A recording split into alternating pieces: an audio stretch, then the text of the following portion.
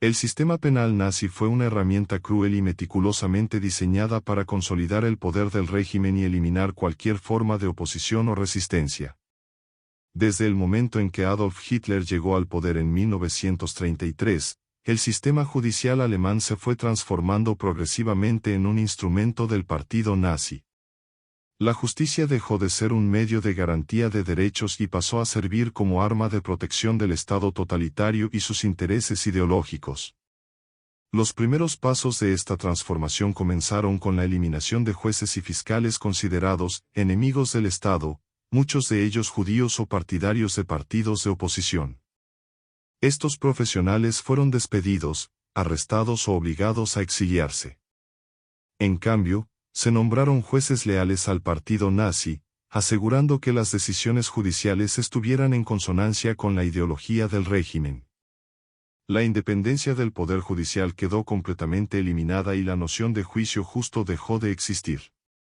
Las cárceles nazis no eran solo para delincuentes comunes, sino para cualquiera que se considerara una amenaza para el régimen.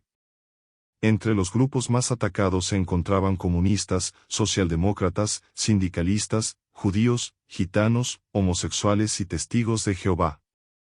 Cualquier sospecha de comportamiento antipatriótico puede dar lugar a un arresto. Se alentaron las quejas y vecinos, compañeros de trabajo e incluso familiares se denunciaron entre sí, a menudo por miedo o codicia. Una característica sorprendente del sistema penal nazi fue la introducción de tribunales especiales, Sondergerichte, que juzgaban los casos con extrema rapidez y con un sesgo abrumadoramente punitivo. Estos tribunales ignoraron los procedimientos legales tradicionales y a menudo condenaron a los acusados basándose en pruebas mínimas o nulas. Muchos casos terminaron en sentencias de muerte, especialmente en los últimos años de la Segunda Guerra Mundial. Además, se crearon tribunales populares, Volksgerichtshof, para ocuparse de delitos políticos y casos de alta traición. Bajo el liderazgo de jueces notoriamente brutales como Roland Freisler, estos tribunales eran verdaderos teatros de propaganda. Los acusados fueron sometidos a humillación pública y sus sentencias casi siempre se decidieron antes de que comenzaran los juicios. La acusación de sabotaje o traición solía dar lugar a la pena de muerte, ejecutada en la horca o la decapitación. Las prisiones y los campos de concentración se convirtieron en parte integral del sistema penal. Sin embargo, a diferencia de las prisiones ordinarias, estos lugares estaban destinados al terror físico y psicológico. Campos como Dachau y Buchenwald, inicialmente presentados como campos de reeducación, se convirtieron en verdaderos centros de exterminio, donde miles de personas murieron a causa de malos tratos, trabajos forzados, ejecuciones sumarias y experimentos médicos. La ideología nazi también influyó en el trato dentro del sistema penitenciario. Los prisioneros fueron clasificados y tratados según su raza y su utilidad para el régimen. Los judíos y los gitanos sufrieron los peores abusos, seguidos por los homosexuales y los comunistas. Los considerados aptos para el trabajo fueron explotados hasta el agotamiento, los que no podían trabajar fueron eliminados. Durante los años de la guerra, el sistema penal nazi se volvió aún más brutal. Se llevaron a cabo ejecuciones masivas sin ningún pretexto de juicio. La resistencia, tanto dentro de Alemania como en los territorios ocupados, fue aplastada con una violencia implacable. La Gestapo, la policía secreta del régimen, funcionó como una fuerza extrajudicial, arrestando, torturando y matando sin ninguna supervisión ni necesidad de explicaciones. El colapso del régimen en 1945 reveló al mundo el verdadero alcance del horror del sistema penal nazi. Los juicios de Nuremberg expusieron la forma en que las leyes y las instituciones judiciales fueron corrompidas para servir a una máquina de genocidio y opresión. Muchos de los responsables se enfrentaron a la justicia, pero las cicatrices dejadas por el sistema penal nazi permanecieron en la memoria colectiva como un sombrío recordatorio de lo que sucede cuando la justicia se subordina a ideologías autoritarias. El sistema penal nazi no se limitó solo al territorio alemán, se expandió sistemáticamente a territorios ocupados durante la Segunda Guerra Mundial. Cuando el Tercer Reich invadió y conquistó países de Europa, el régimen implementó su ideología legal y penal, transformando los sistemas judiciales locales en herramientas para sostener su ocupación y eliminar la disidencia. En los países ocupados, las poblaciones locales fueron sometidas a leyes draconianas, con castigos severos y a menudo arbitrarios. En los territorios orientales ocupados, como Polonia, Ucrania y Bielorrusia, el sistema penal nazi se utilizó como medio de control total sobre las poblaciones locales. Se crearon leyes para segregar a la sociedad, y los judíos enfrentaron las peores condiciones. Las sentencias de los tribunales de ocupación casi siempre fueron desfavorables para los acusados locales, que rara vez tuvieron oportunidad de defenderse. Cualquier sospecha de resistencia, aunque fuera mínima, era suficiente para una condena sumaria. La introducción de las llamadas leyes de guerra permitió a los comandantes militares actuar como jueces en casos contra civiles. Estas leyes eran deliberadamente vagas y permitían un enorme margen para el abuso. Se encarceló, torturó o ejecutó a personas por acusaciones como sabotear el esfuerzo bélico o difundir propaganda antialemana. A menudo ni siquiera era necesario un juicio formal, la palabra de un oficial nazi fue suficiente para una ejecución. En los territorios ocupados, el sistema penal también se adaptó para apoyar el plan de explotación económica. Los trabajadores forzados fueron enviados a campos de trabajo y fábricas, a menudo en condiciones inhumanas. Aquellos que resistieron o fueron considerados improductivos fueron rápidamente enviados a campos de concentración o ejecutados.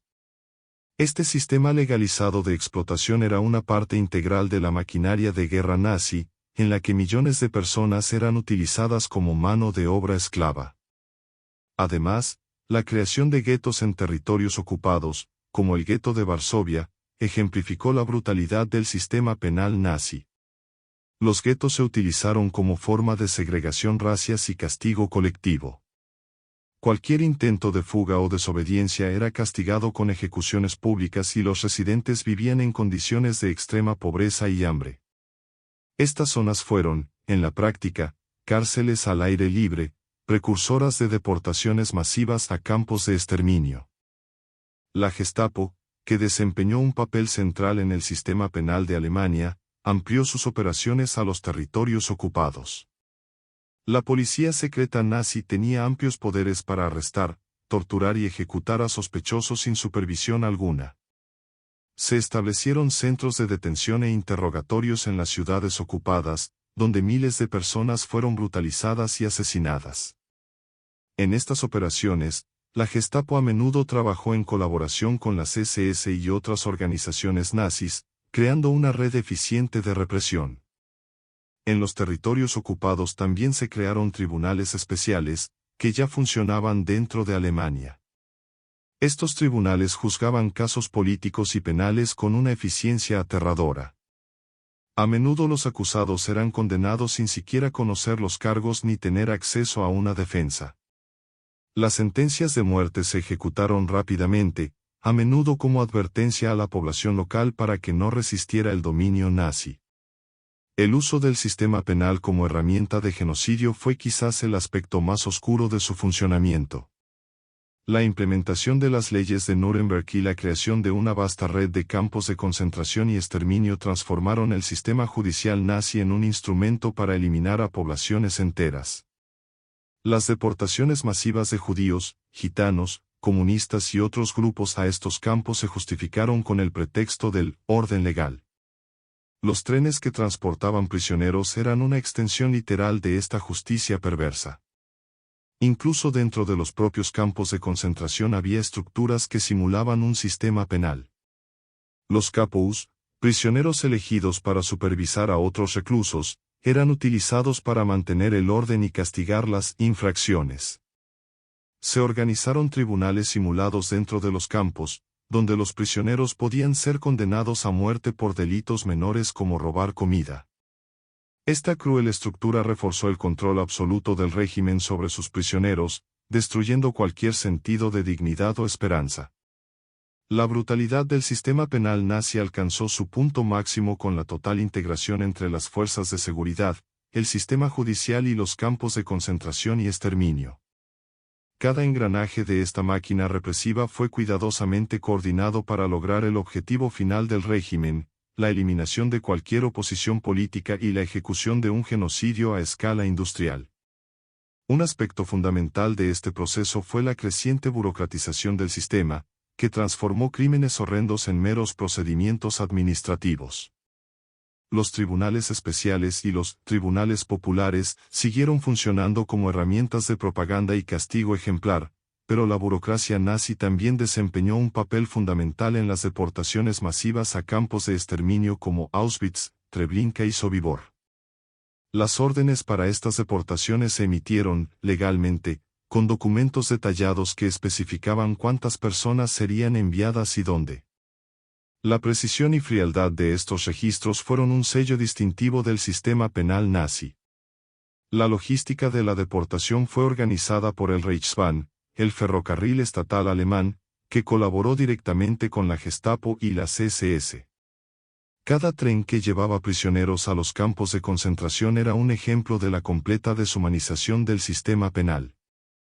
Estas deportaciones fueron tratadas como operaciones ordinarias, con calendarios estrictos y tarifas cobradas por el paso de los prisioneros, un acto macabro que reflejaba la racionalidad burocrática del régimen. Dentro de los campos de concentración, el sistema penal nazi adoptó formas aún más brutales. El orden se mantuvo mediante una combinación de violencia extrema, vigilancia constante y castigos inhumanos. Cualquier infracción, real o percibida, se castigaba con tortura, trabajos forzados o ejecución. Muchos prisioneros fueron sometidos a experimentos médicos dirigidos por médicos nazis como Josef Mengele, bajo la apariencia de investigaciones científicas, pero que en realidad eran formas de tortura y asesinato. El sistema penal también reflejaba la jerarquía racias nazi. Los prisioneros eran clasificados según su raza y estatus político, y esta clasificación determinaba el trato que recibían. Los judíos, los gitanos y los prisioneros de guerra soviéticos fueron los más brutalizados y a menudo enviados directamente a las cámaras de gas. A otros prisioneros, como polacos y opositores políticos, se les mantuvo con vida mientras fueran útiles como mano de obra esclava, pero se enfrentaron a condiciones inhumanas y a una alta mortalidad. Durante la guerra, el sistema penal nazi se amplió para incluir medidas represivas en los territorios ocupados. La Gestapo y las SS establecieron una red de prisiones y centros de detención en ciudades y pueblos ocupados. Se utilizó la violencia sistemática para intimidar a las poblaciones locales, con ejecuciones públicas de disidentes y represalias contra comunidades enteras en respuesta a actos de resistencia. Esta práctica era particularmente común en Polonia y la Unión Soviética, donde los nazis consideraban a las poblaciones locales como racialmente inferiores. La colaboración entre el sistema penitenciario y la economía de guerra nazi también fue fundamental. Empresas privadas y estatales se beneficiaron del trabajo forzoso realizado por los prisioneros de los campos de concentración. Gigantes industriales como IG Farben y Krupp utilizaron prisioneros como mano de obra, pagando honorarios simbólicos a las SS, mientras millones morían de agotamiento, hambre y malos tratos. Esta explotación económica fue legitimada por el sistema penal, que trataba a los prisioneros como propiedad del Estado. En los últimos años de la guerra, el colapso militar y económico del Reich provocó un aumento aún mayor de la violencia en el sistema penal. La paranoia del régimen dio lugar a detenciones masivas, juicios rápidos y ejecuciones sumarias, mientras la maquinaria de deportación siguió funcionando hasta sus últimos días. Las marchas de la muerte, en las que los prisioneros eran obligados a caminar largas distancias en condiciones espantosas para evitar su liberación por parte de los aliados, representaron el colmo de la desesperación del sistema nazi. Después de la caída del régimen en 1945, los horrores del sistema penal nazi quedaron expuestos al mundo. Los juicios de Nuremberg revelaron la magnitud de los crímenes cometidos bajo el pretexto de la legalidad. Jueces, fiscales, oficiales de la Gestapo y comandantes de campos fueron responsabilizados por su papel en la implementación de esta máquina de opresión y genocidio. Sin embargo, muchos perpetradores de bajo nivel han escapado de la justicia, y las cicatrices dejadas por este sistema continúan influyendo en la comprensión moderna de los derechos humanos y la justicia.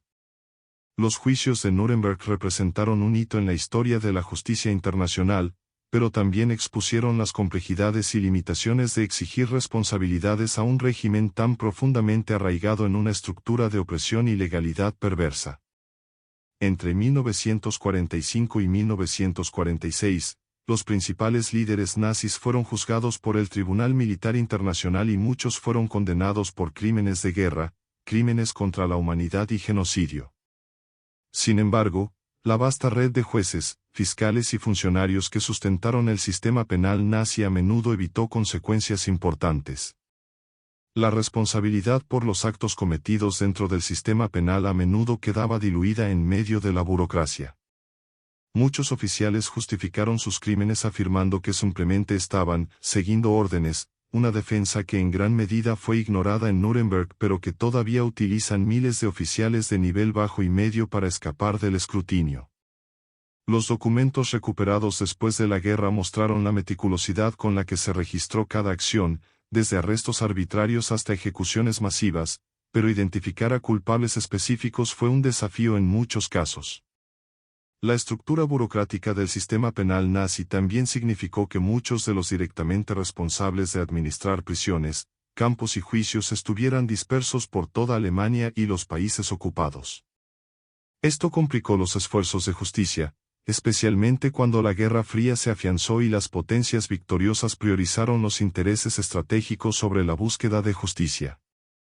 Si bien algunos criminales de guerra fueron juzgados en tribunales locales de Alemania Oriental y Occidental, muchos otros fueron reintegrados a la sociedad, especialmente en Alemania Occidental, donde había una demanda urgente de reconstrucción y estabilidad política. Los juicios secundarios celebrados en los años siguientes, como los juicios de Auschwitz, sacaron a la luz las atrocidades cometidas en los campos de concentración y la complicidad de médicos, guardias y administradores. Estos juicios revelaron historias de brutalidad individual y sistemática que conmocionaron al mundo. Sin embargo, también mostraron el alcance limitado de la justicia, ya que miles de perpetradores escaparon o vivieron una vida normal después de la guerra. Mientras tanto, la sociedad alemana luchaba por hacer frente al legado del sistema penal nazi. Durante las primeras décadas de la posguerra, hubo una renuencia generalizada a enfrentar las atrocidades cometidas. Muchos de quienes participaron directamente en el sistema penal regresaron a posiciones de poder en Alemania Occidental, gracias a procesos de desnazificación incompletos y a la necesidad de una reconstrucción rápida. Solo en las décadas de 1960 y 1970 hubo un esfuerzo más amplio para examinar el papel del sistema judicial nazi y la complicidad de los profesionales del derecho. Uno de los aspectos más oscuros del sistema penal nazi fue cómo se había construido para parecer legal dentro del contexto del régimen. Las leyes de Nuremberg, por ejemplo, tenían la apariencia de legislación formal, pero estaban diseñadas exclusivamente para excluir y perseguir a los judíos y otros grupos considerados indeseables. Esta fachada de legalidad fue cuidadosamente desmantelada en los juicios de posguerra, pero dejó una lección duradera sobre cómo los regímenes totalitarios pueden utilizar estructuras legales para legitimar la opresión. La resistencia al sistema penal nazi también se ha convertido en un importante área de estudio y reflexión.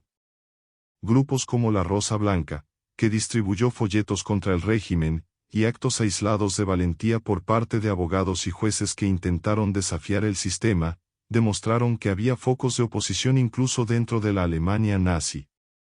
Sin embargo, la implacable represión del régimen significó que tales esfuerzos fueran a menudo castigados con la muerte inmediata o la deportación a campos de concentración.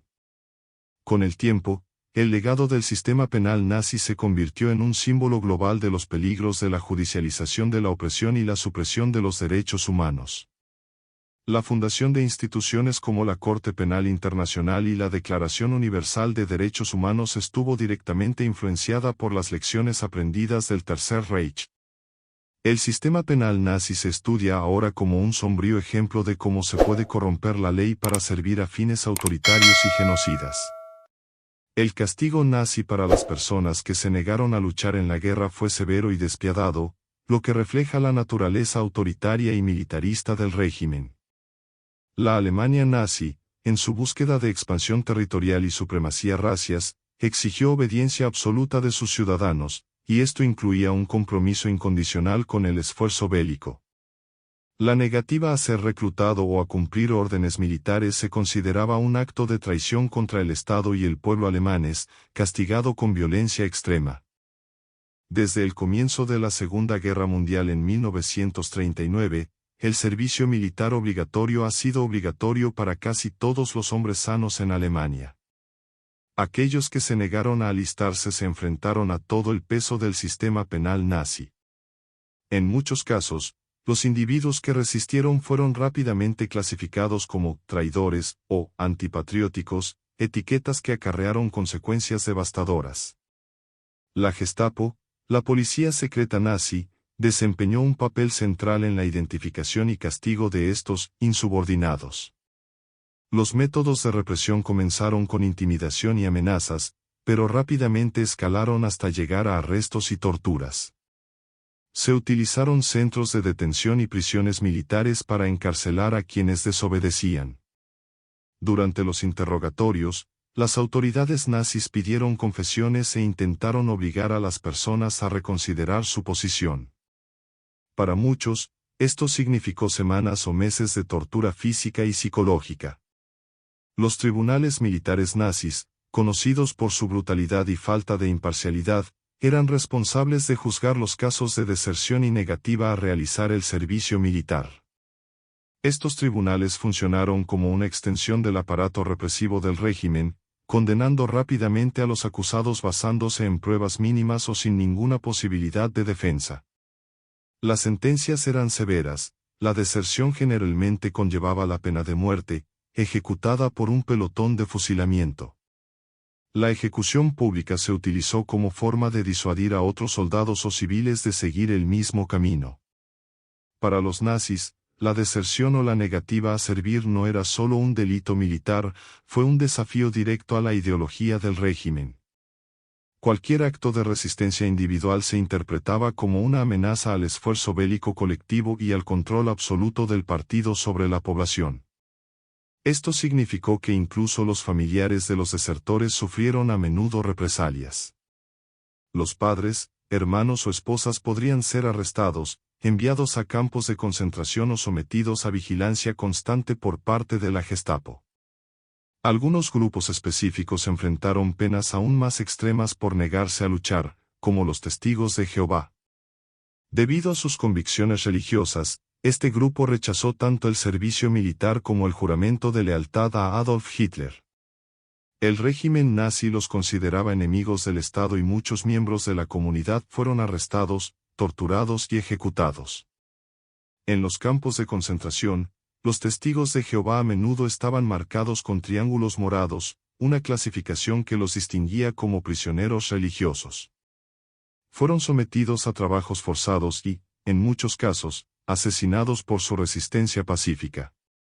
Durante los últimos años de la guerra, cuando el esfuerzo militar alemán comenzó a desmoronarse, el trato a los desertores y a los que se negaban se volvió aún más brutal. Las ejecuciones sumarias se volvieron comunes, especialmente en el frente. Los funcionarios nazis, desesperados por mantener la disciplina entre las tropas, autorizaron la ejecución inmediata de cualquier soldado sospechoso de deserción o cobardía. Estas ejecuciones se llevaron a cabo delante de otros soldados para reforzar la lealtad y el miedo. Además, las condiciones en los campos de trabajo y de concentración se utilizaban a menudo como forma de castigo para quienes se resistían al servicio militar obligatorio. Las personas que sobrevivieron a juicios militares o al encarcelamiento fueron enviadas a estos campos, donde enfrentaron hambre, enfermedades y agotamiento.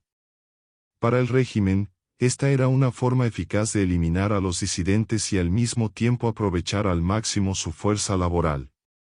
La represión contra quienes se resistieron al servicio militar obligatorio o a la guerra no se limitó al castigo directo. La Alemania nazi también creó un clima de miedo y aislamiento, lo que hizo extremadamente difícil que las personas se negaran a participar sin enfrentar graves consecuencias sociales y familiares. La propaganda del régimen jugó un papel crucial en este proceso. La gente fue constantemente bombardeada con mensajes que glorificaban el sacrificio por el país y demonizaban cualquier forma de deserción o resistencia como cobardía o traición. Aquellos que se negaron a luchar fueron a menudo humillados públicamente antes de ser juzgados o ejecutados. En pueblos y ciudades pequeños, la Gestapo o los líderes locales del partido nazi organizaban eventos en los que se denunciaba a la comunidad a los desertores. Estas prácticas tenían como objetivo no solo castigar a los acusados, sino también intimidar a otros y garantizar el cumplimiento del régimen. Además, el régimen nazi utilizó una técnica de penalización que iba más allá del individuo, la culpa colectiva. En casos de deserción, la familia del desertor podría ser detenida o enviada a campos de concentración. El objetivo era destruir los lazos familiares y utilizar el miedo como herramienta de control. Se aplicó ampliamente el concepto de Sippenhaft, responsabilidad familiar, según el cual los familiares eran considerados igualmente culpables de los presuntos delitos de un miembro de la familia. Esta práctica reforzó la idea de que el Estado tenía autoridad absoluta sobre todas las esferas de la vida. En el frente de batalla, las penas fueron aún más brutales e inmediatas. Cualquier soldado sospechoso de planear una deserción o de negarse a luchar podía ser ejecutado en el acto. Se autorizó a los comandantes a celebrar tribunales de campaña, donde juzgaban y condenaban a los soldados en cuestión de minutos. Estas ejecuciones a menudo se convertían en espectáculos públicos, y los cuerpos se dejaban en exhibición para que sirvieran de advertencia a los demás. Incluso aquellos que no se negaron abiertamente pero mostraron vacilación o renuencia a luchar fueron vistos con sospecha. Los oficiales de la Gestapo y las SS a menudo se infiltraban en unidades militares para monitorear a los soldados e identificar posibles elementos débiles. Las sospechas de deslealtad fueron suficientes para justificar interrogatorios violentos, y muchos fueron enviados a campos de reeducación, donde se enfrentaron a trabajos forzados y a un lavado de cerebro ideológico. Durante la guerra, la situación de los trabajadores forzosos también estuvo entrelazada con la cuestión del servicio militar obligatorio. Muchos civiles en los territorios ocupados fueron obligados a trabajar para la maquinaria de guerra alemana, y aquellos que resistieron enfrentaron castigos similares a los de los desertores alemanes. Las ejecuciones masivas de civiles que se negaron a cooperar se convirtieron en una práctica común en territorios como Polonia, Ucrania y Francia. Sin embargo, hubo formas de resistencia, aunque extremadamente arriesgadas. Algunos individuos y grupos clandestinos ayudaron a los desertores y a los que se negaron a escapar proporcionándoles escondites y documentos falsos. Las redes secretas de apoyo, especialmente en la Francia ocupada y los Países Bajos, desempeñaron un papel vital para salvar a quienes se resistían al servicio militar obligatorio nazi. Estos esfuerzos, aunque heroicos, a menudo resultaron en el arresto y ejecución de los involucrados. Al final de la guerra, a medida que se acercaba el colapso del Tercer Reich, la paranoia del régimen aumentó. Las deserciones se hicieron más frecuentes y los nazis respondieron con una represión aún más brutal. En los territorios en retirada se llevaron a cabo ejecuciones masivas de presuntos traidores, mientras la propaganda insistía en que cualquier deserción significaba la destrucción de Alemania. Muchos soldados jóvenes, que no tuvieron otra opción, fueron enviados a batallas suicidas en los últimos intentos desesperados del régimen por resistir a los aliados. A pesar de la implacable represión, algunas historias individuales de valentía emergen como testimonios de resistencia moral frente al sistema penal nazi. Muchos jóvenes soldados y civiles se enfrentaron a profundos dilemas éticos, sabiendo que su negativa a participar en la guerra podría significar no solo su muerte, sino también el castigo de sus familias. Aún así, algunos tomaron la difícil decisión de resistir. Un ejemplo notable fueron los objetores de conciencia, personas que, por motivos religiosos o ideológicos, se negaron a tomar las armas. Entre ellos, los testigos de Jehová fueron especialmente atacados. Muchos fueron condenados a muerte por un pelotón de fusilamiento o enviados a campos de concentración, donde sufrieron torturas extremas. Incluso en condiciones inhumanas, se negaron a comprometer sus creencias. Estas historias de resistencia pacífica resaltan la fuerza de la convicción en un entorno donde se exigía conformidad bajo pena de muerte. Otros resistieron más activamente. Las redes clandestinas en ciudades alemanas y territorios ocupados ayudaron a los desertores a escapar a países neutrales como Suiza o Suecia. Estas operaciones eran extremadamente peligrosas, ya que los involucrados eran considerados traidores y enfrentaban las mismas penas que los desertores. La solidaridad, sin embargo, era una forma de resistencia contra el régimen. Documentos históricos revelan que miles de personas arriesgaron sus vidas para salvar a quienes no podían o no querían luchar. Dentro de la propia maquinaria militar nazi hubo casos de deserción y sabotaje.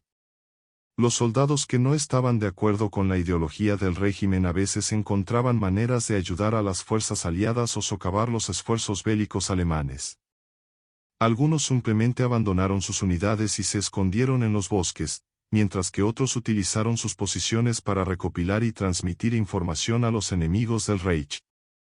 Estos actos de resistencia, aunque raros, fueron signos de fisuras en el sistema que Hitler creía invulnerable. La propaganda nazi jugó un papel crucial en el mantenimiento de la obediencia.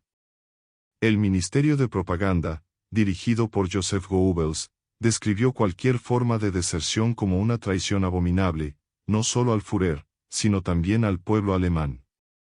Carteles, transmisiones de radio y películas retrataban a los desertores como cobardes egoístas, contrastándolos con imágenes idealizadas de soldados que luchaban con honor por el Reich. Esta campaña de deshumanización reforzó la aceptación de las brutales penas impuestas por el sistema. A medida que avanzaba la guerra y se acumulaban las derrotas alemanas, el número de desertores aumentó significativamente. El colapso de la moral de las tropas y la creciente desesperación de los civiles obligados a unirse al esfuerzo bélico llevaron a actos de insubordinación a gran escala. En respuesta, el régimen nazi intensificó las represalias y creó unidades especiales de las SS y la Gestapo para rastrear y ejecutar a los desertores. Estos grupos operaron con total autonomía, eliminando cualquier rastro de juicio o proceso legal. En los territorios ocupados, las penas fueron aún más extremas. Los civiles que se resistieron al servicio militar obligatorio se enfrentaron a ejecuciones sumarias o deportaciones a campos de trabajos forzados. En regiones como Polonia y la Unión Soviética, pueblos enteros fueron destruidos en represalia por actos de resistencia al esfuerzo bélico. La brutalidad de las fuerzas nazis en estos casos demostró la voluntad del régimen de utilizar el terrorismo como arma de control. La brutalidad del sistema penal nazi durante la guerra no solo buscó eliminar la resistencia inmediata, sino también afianzar el miedo como herramienta de sumisión. Aún así, incluso frente a semejante represión, siguieron surgiendo actos de desafío y valentía. Muchos de los que resistieron sabían que probablemente no sobrevivirían, pero sus acciones ayudaron a mantener viva la llama de la dignidad y la libertad en medio de la oscuridad. La oposición o resistencia dentro del sistema penal nazi era extremadamente arriesgada, pero no inexistente. A pesar de la severidad de los castigos y el control absoluto ejercido por el régimen, algunas personas encontraron formas de desafiar al sistema desde dentro, tanto a través de actos individuales como organizados. Estas acciones, aunque de alcance limitado, demuestran la resiliencia humana frente a una represión brutal. En el contexto de los campos de concentración, los actos de resistencia a menudo adoptaban la forma de sabotaje. Los prisioneros obligados a trabajar en fábricas que producían armas o suministros militares a menudo retrasaban el trabajo, fabricaban deliberadamente productos defectuosos o pasaban información a las fuerzas aliadas.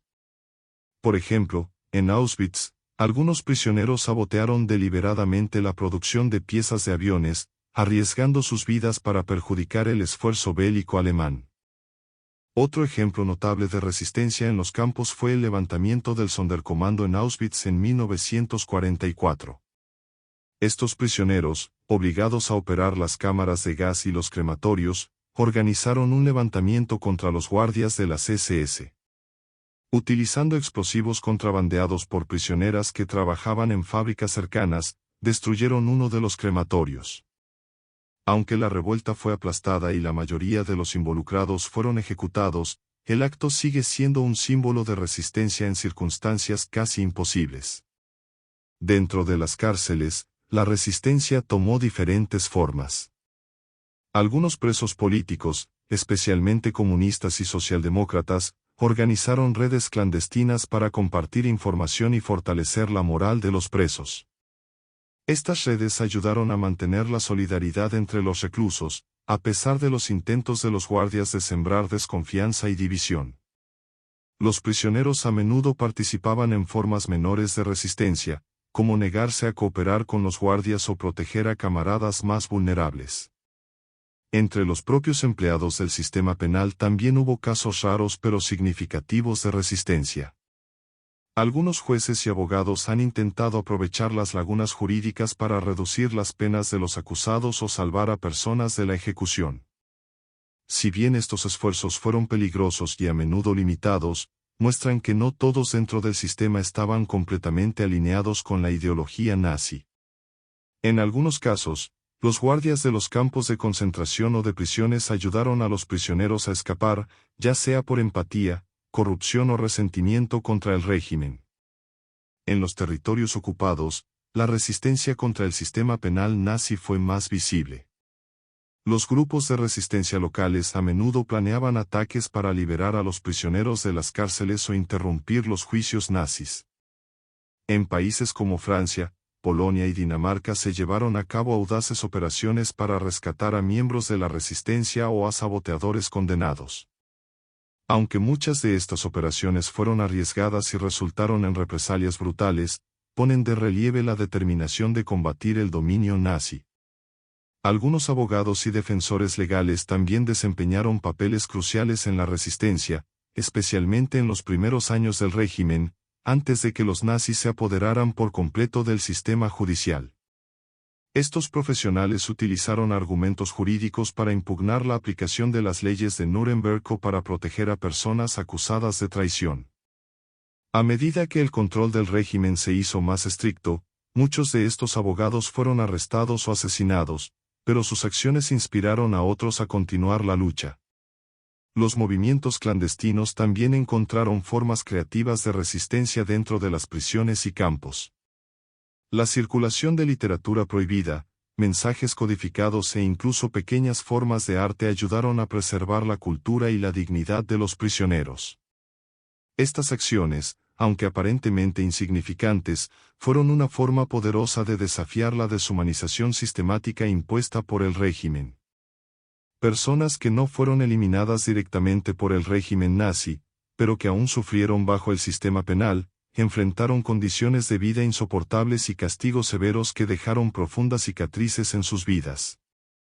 Estos individuos incluían prisioneros políticos, trabajadores forzados, prisioneros de guerra e incluso ciudadanos comunes y corrientes que, por una razón u otra, cayeron en manos del represivo sistema nazi sin ser considerados merecedores de una ejecución inmediata. Muchos presos políticos, como comunistas, socialdemócratas y otros opositores al régimen, fueron enviados a prisiones o campos de concentración para largos periodos de reeducación y trabajos forzados.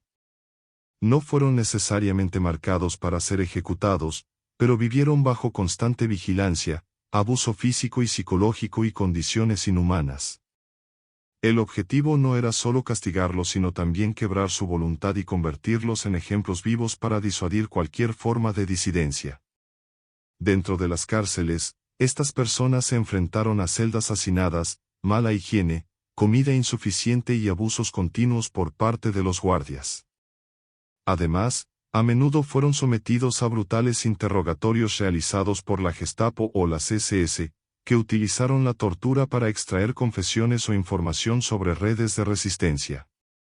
Muchos supervivientes han informado de cicatrices físicas y traumas psicológicos duraderos como resultado de estas prácticas. Los trabajadores forzosos fueron otra gran categoría de personas que no fueron eliminadas, pero que sufrieron intensamente bajo el régimen nazi. Millones de civiles de los territorios ocupados fueron deportados a Alemania y obligados a trabajar en condiciones inhumanas en fábricas, minas y campos agrícolas. Estas personas, a menudo jóvenes y sanas, eran vistas como recursos desechables para apoyar la maquinaria de guerra nazi. Vivían en cuarteles o alojamientos improvisados, no recibían alimentos suficientes y a menudo eran castigados físicamente por no cumplir con cuotas de producción poco realistas. Las trabajadoras forzadas se enfrentaron a abusos adicionales. Muchas fueron sometidas a violencia sexual, además de ser obligadas a realizar trabajos físicamente extenuantes. En algunos casos, las mujeres que quedaban embarazadas fueron sometidas a abortos forzados o les quitaron a sus hijos y los enviaron a programas de arianización nazis, donde los niños eran adoptados por familias alemanas para ser criados como parte de la raza superior. Los prisioneros de guerra, especialmente los soviéticos y polacos, sufrieron enormemente bajo el sistema de sanciones nazi. Aunque no fueron condenados automáticamente a muerte, como los judíos y otros grupos considerados racialmente inferiores, muchos fueron abandonados deliberadamente a merced del hambre, las enfermedades y los malos tratos. La Convención de Ginebra fue completamente ignorada en relación con estos prisioneros. Fueron utilizados como mano de obra esclava y a menudo morían de agotamiento o abuso físico. Se estima que millones de prisioneros de guerra soviéticos murieron en cautiverio nazi, no como resultado de ejecuciones directas, sino de negligencia y deshumanización sistemáticas. Los ciudadanos comunes y corrientes que, por cualquier motivo, fueran considerados sospechosos o indeseables, también se enfrentaban a sanciones severas. Muchos alemanes que cometieron delitos menores, como escuchar la radio aliada, criticar al gobierno en público o tener relaciones personales con judíos o extranjeros, fueron arrestados y enviados a campos de concentración. Aunque no fueron ejecutados, sus vidas fueron destruidas por la pérdida de libertad, la separación de sus familias y el estigma social de ser considerados enemigos del Estado. Otro grupo que sufrió enormemente fue el de los socios de proximidad. Las personas cuyos familiares eran considerados traidores, desertores o resistentes se enfrentaban al encarcelamiento o la pérdida de sus derechos civiles. Estas familias a menudo eran enviadas a campos de trabajo o puestas bajo vigilancia constante. El objetivo del régimen era destruir los lazos familiares y sembrar el temor de que cualquier asociación con opositores pudiera tener consecuencias devastadoras. Las experiencias de estas personas no eliminadas muestran el alcance del sistema penal nazi, que no se limitaba a eliminar físicamente a sus enemigos, sino que también buscaba controlar y destruir vidas de otras formas. Una característica sorprendente de este sufrimiento fue la deshumanización total. Las personas que no fueron eliminadas, pero que todavía estaban bajo el control del sistema nazi, a menudo fueron tratadas como menos que humanas. Los trabajadores forzosos, por ejemplo, a menudo eran marcados con números o insignias específicas para indicar su nacionalidad o estatus, como si fueran meros objetos o herramientas. Esto reforzó el sentido nazi de superioridad racial y creó un entorno en el que se normalizaron el abuso y la violencia. Además de la deshumanización, el miedo constante fue una parte central de la experiencia de estos individuos. Incluso aquellos que no se enfrentaron a una ejecución inmediata sabían que estaban bajo constante amenaza de castigos adicionales, incluidas palizas, privación de alimentos o trabajo hasta el agotamiento. Para muchos, las perspectivas de supervivencia eran tan sombrías que la línea entre la vida y la muerte se volvió casi indistinguible. Los presos políticos y los trabajadores forzados también afrontaron el trauma de estar separados de sus familias. El sistema nazi solía utilizar la separación como forma de control, aislando a las personas de sus seres queridos para debilitar su resistencia emocional. Para muchos, el regreso a casa, cuando era posible, estuvo marcado por el descubrimiento de que sus familias habían sido desplazadas, encarceladas o asesinadas durante la guerra. Incluso después de la liberación, la supervivencia física no significó necesariamente libertad emocional o social. Quienes regresaron a sus comunidades enfrentaron inmensos desafíos para reconstruir sus vidas. Los trabajadores forzosos, por ejemplo, a menudo eran estigmatizados en sus países de origen, vistos como colaboradores, porque eran obligados a trabajar para los alemanes, incluso si lo hacían bajo extrema presión. Este estigma era particularmente fuerte en países como Polonia y la Unión Soviética, donde la cooperación, incluso la involuntaria, era tratada con sospecha. Además, el trauma psicológico que padecían estos supervivientes rara vez se comprendía ni se abordaba. Muchos sufrían afecciones como depresión, ansiedad y trastorno de estrés postraumático, TEP, pero en un momento en que la salud mental no era ampliamente reconocida como una prioridad, pocos recibían apoyo. Esto ha llevado a muchos a sufrir en silencio, aislados de sus comunidades e incluso de sus propias familias. En los campos de trabajo y las prisiones, algunas de las prácticas más crueles incluían la humillación pública, donde los prisioneros eran obligados a realizar tareas degradantes o someterse a castigos inhumanos frente a otros reclusos. Estos actos no fueron solo formas de castigo físico, sino también estrategias para romper el espíritu de solidaridad entre los presos. Los guardias solían utilizar a los prisioneros contra otros prisioneros, fomentando las denuncias o ofreciendo pequeños privilegios a quienes cooperaban, lo que creaba una atmósfera de desconfianza y miedo. Las mujeres, en particular, se enfrentaban a sanciones singulares y a menudo relacionadas con el género. En prisiones y campos, muchos fueron víctimas de violencia sexual, abusos y experimentos médicos forzados, como esterilizaciones. Las mujeres embarazadas en los campos de trabajo a menudo eran obligadas a abortar o a sus hijos separados de ellas inmediatamente después del nacimiento. Estas prácticas tenían como objetivo no solo castigar sino también cumplir la ideología racias nazi de controlar la reproducción de aquellos considerados indeseables. Después de la guerra, los procesos de desnazificación y reparación de estas personas fueron, en muchos casos, inadecuados. Aunque el mundo reconoció la gravedad de los crímenes nazis, la atención inicial se centró en los supervivientes del Holocausto y los juicios de los principales líderes del régimen.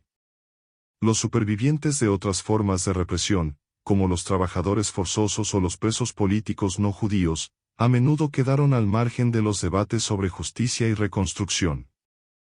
Bajo el régimen nazi, incluso los familiares de líderes de alto rango no estaban inmunes a penas severas si eran percibidos como desobedientes o que se desviaban de las expectativas del régimen. Aunque los castigos a los miembros de estas familias no eran tan brutales como los aplicados a opositores directos o grupos considerados indeseables, existía una estricta vigilancia y un control extremo sobre sus vidas. Esto reforzó la lealtad incondicional de los líderes nazis y sirvió como un recordatorio constante de que nadie estaba por encima del poder de Adolf Hitler y el partido nazi. La sanción comenzó con el seguimiento constante a los familiares de los dirigentes. La Gestapo y las SS observaron con frecuencia los comportamientos y actitudes de los miembros de la familia para asegurarse de que estuvieran en consonancia con la ideología del régimen. Cualquier acción que pudiera interpretarse como antipatriótica o desleal bastaba para desencadenar investigaciones y castigos. Esta vigilancia incluyó interceptación de cartas, escuchas telefónicas e informes de espías que se infiltraban en los círculos sociales y domésticos.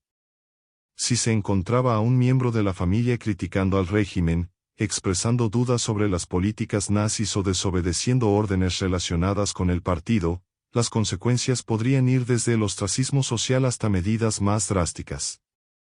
En casos de desobediencia grave, los familiares a menudo eran puestos bajo arresto domiciliario o enviados a campos de reeducación, donde se enfrentaban a un intenso adoctrinamiento ideológico y, en algunos casos, a trabajos forzados. Esto era particularmente común en el caso de las esposas y los hijos adultos de líderes nazis que se rebelaron o demostraron una falta de compromiso con los ideales del partido. Una forma de castigo muy utilizada contra los miembros de la familia era la eliminación de privilegios. Las familias de los líderes nazis disfrutaron de importantes lujos durante el régimen, incluidas residencias cómodas, acceso a posesiones escasas y protección especial. Si se descubriera que algún miembro de la familia era desobediente, estos privilegios podrían ser revocados. Esto incluyó la reubicación en viviendas deficientes, la exclusión de escuelas de élite o incluso la confiscación de posesiones materiales. Los propios líderes nazis a menudo ejercían presión sobre sus familias para que obedecieran al régimen. Muchos jefes de familia impusieron despiadadamente la ideología nazi dentro de sus hogares, temiendo que cualquier insubordinación pudiera afectar negativamente a sus carreras o despertar sospechas. Esto creó una atmósfera de miedo y conformidad dentro de las familias, donde incluso los niños fueron entrenados para adherirse a la propaganda del partido y denunciar cualquier comportamiento considerado inapropiado. Se produjeron casos extremos de penalización cuando familiares de líderes nazis intentaron desertar, colaborar con enemigos o proteger a judíos y otras personas perseguidos. En estas situaciones, el régimen aplicó sanciones que iban más allá de la eliminación de privilegios. Algunos fueron arrestados, enviados a campos de concentración o, en casos más raros, ejecutados. Estos castigos fueron una forma de demostrar que nadie, ni siquiera las familias de los altos funcionarios, estaba por encima de la ideología nazi. Un ejemplo emblemático fue el caso de Lina Heydrich, viuda de Reinhard Heydrich, uno de los principales arquitectos de la solución final. Después de la muerte de Heydrich, Lina enfrentó presiones para mantener una postura impecable como esposa de un mártir nazi. Cuando expresó sus frustraciones con el partido en círculos privados, rápidamente fue monitoreada y aconsejada que se mantuviera en línea. Aunque no sufrió un castigo extremo, el incidente ilustra el control que ejercía el régimen incluso sobre los familiares de figuras de alto rango. La dinámica de control y castigo también se extendió a los niños de familias nazis. Se esperaba que los hijos de los líderes fueran ejemplos perfectos de las juventudes hitlerianas, participaran activamente en las actividades del partido y demostraran absoluta lealtad al régimen. Los niños que no cumplían con estas expectativas podían enfrentar castigos que iban desde la expulsión de programas juveniles hasta el internamiento en instituciones controladas por el partido, donde eran reeducados. Esta presión constante para conformarse generó un ambiente de tensión y miedo, incluso entre quienes ocupaban las posiciones más privilegiadas en el régimen nazi. Si lo deseas, puedo seguir explorando casos específicos de penas aplicadas a familiares de figuras nazis o profundizar en cómo se desarrollaron estas dinámicas durante el colapso del régimen. Bajo el régimen nazi, los errores de mando fueron tratados con extrema dureza, especialmente porque la maquinaria militar y política del Tercer Reich operaba bajo la premisa de que la obediencia incondicional y la eficiencia eran esenciales para lograr los objetivos del régimen. Cualquier error, real o percibido, era visto no solo como un fracaso personal, sino como una amenaza a la autoridad del Estado y a la imagen del partido nazi. Las sanciones por errores de mando variaban según la gravedad de la infracción y el estatus de la persona involucrada, pero en muchos casos eran brutales y definitivas. Entre los oficiales militares, la expectativa de perfección era absoluta.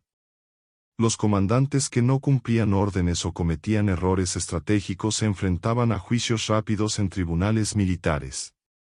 Estos tribunales operaron con poca transparencia y bajo intensa presión política, y a menudo emitieron duras sentencias para demostrar que el régimen no toleraba la incompetencia.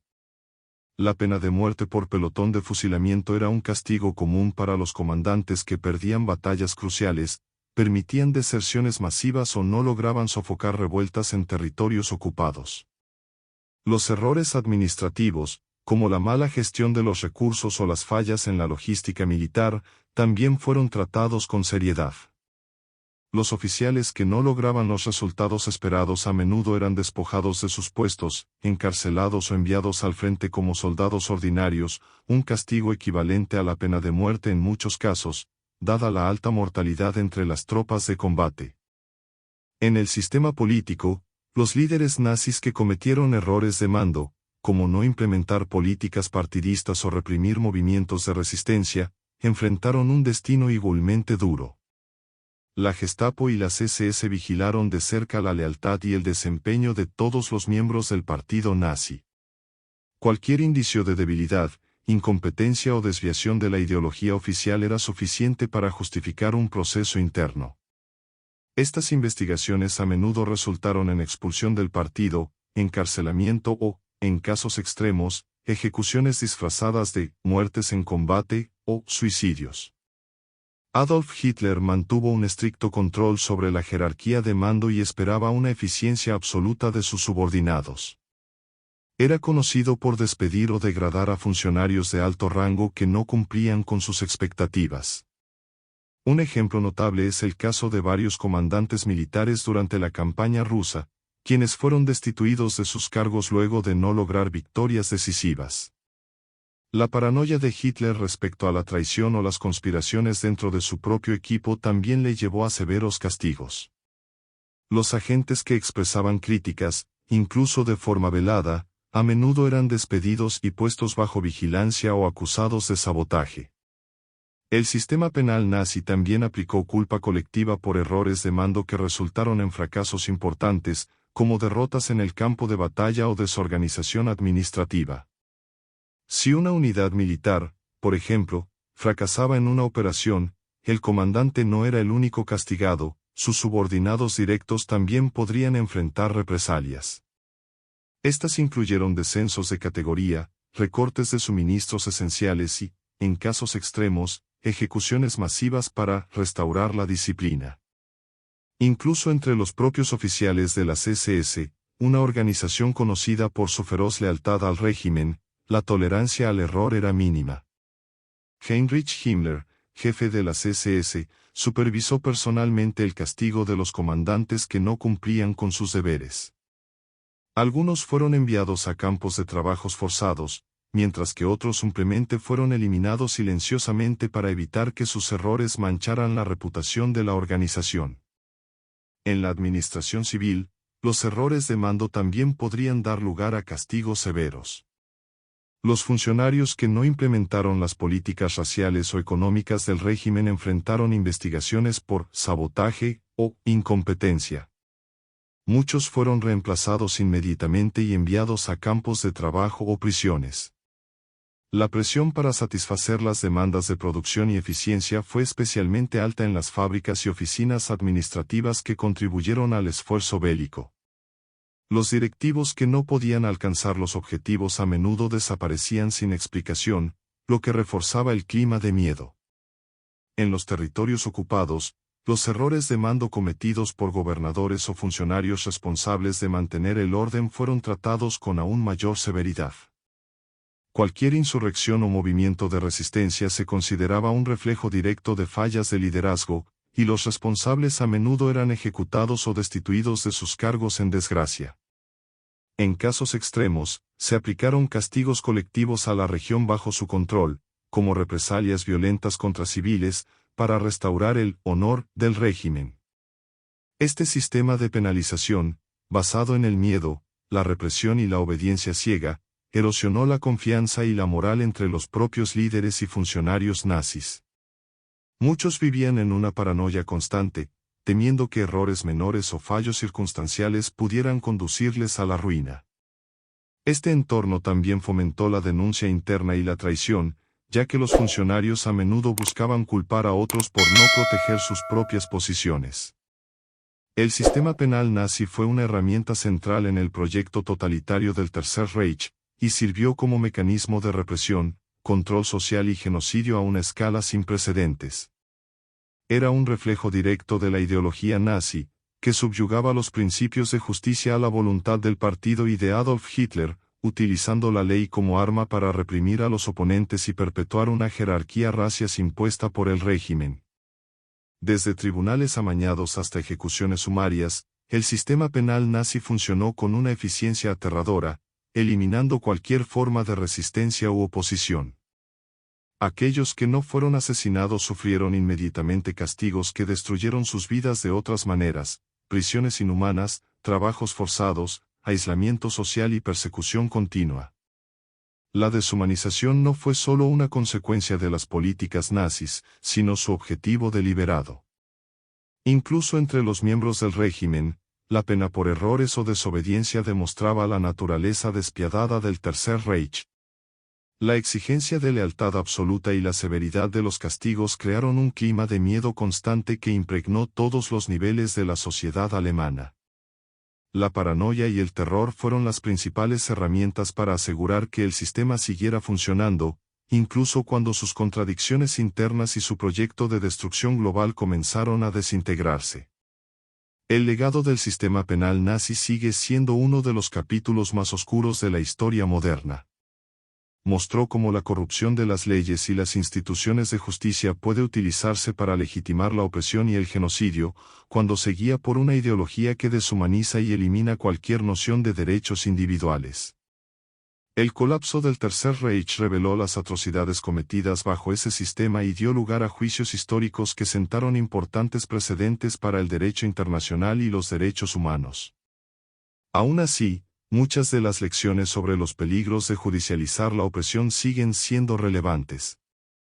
El sistema penal nazi sirve como un sombrío recordatorio de cómo los regímenes autoritarios pueden manipular las leyes para justificar atrocidades y de la necesidad de proteger los sistemas legales de influencias que comprometan su imparcialidad y humanidad. La historia de este sistema no trata solo de los horrores del pasado, sino también de una advertencia para el presente y el futuro. Refuerza la importancia de defender los principios de justicia, igualdad y dignidad humana contra cualquier ideología que busque subyugarlos. El sistema penal nazi fue destruido junto con el Tercer Reich, pero sus cicatrices permanecen como testimonio del costo devastador de la injusticia institucionalizada. Si este contenido te resultó interesante y quieres conocer más historias impactantes como esta, suscríbete al canal. Aquí encontrará relatos detallados, reflexiones profundas y análisis históricos que le ayudarán a comprender mejor los acontecimientos que dieron forma al mundo. Su suscripción es muy importante para que podamos seguir brindando contenido rico e informativo. No olvides darle me gusta al vídeo y compartirlo con cualquiera que también esté interesado en la historia. Acompáñanos en este viaje de conocimiento, un fuerte abrazo y nos vemos en el próximo vídeo.